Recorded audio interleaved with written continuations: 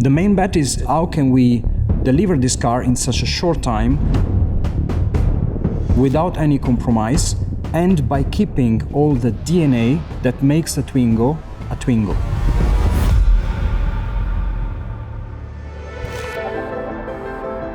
We started from scratch. When we got the Twingo project on our desks and we started thinking, how can we make that possible? What a challenge, because it's quite a bold bet to take a living legend and to reinvent it totally within such a short amount of time and with such a marriage between economical and climatic/ecological constraint. Beaucoup de personnes ont envie d'avoir un véhicule compact et un véhicule accessible. Simplement aujourd'hui, il faut composer avec des normes environnementales. Et tout le challenge, c'était justement de prendre le risque de revenir à nouveau sur ce segment en jouant le double saut, accès au véhicule neuf dans un premier temps et passage à l'électrique en même temps. The hardest part of the project was to make CO2 reduction economically viable and acceptable.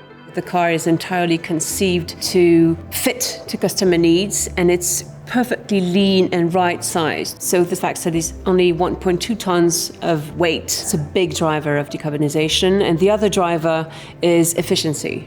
What matters, obviously, the battery size, it's a really small battery size for Twingo, it's 27 kilowatt hour. The carbon reduction from the ICE version of the Twingo to the electric version is a whopping minus 60%. Pour redessiner la Twingo cette fois en électrique, l'aérodynamique c'est une contrainte évidemment à tenir en compte. On la tient en compte et on essaie de trouver les bons éléments pour être hyper performante en aérodynamique et être aussi hyper performante en design. Il faut vraiment qu'on pousse pour cette techno-là et qu'on trouve les moyens de la mettre dans la production. Oui. Et en fait ça c'est l'élément clé de la voiture. Si on perd le regard, on perd la voiture en fait.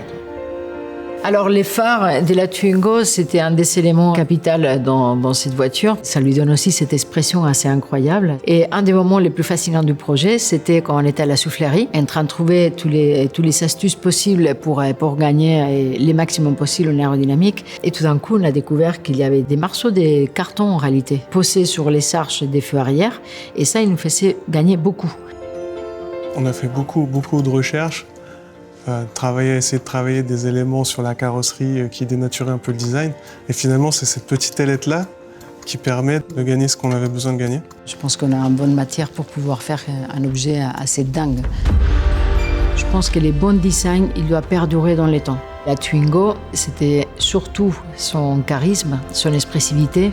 Une voiture joyeuse, espiègle, cette boule d'énergie. Et donc, concilier les styles et la durabilité, c'est justement ça qui font des icônes.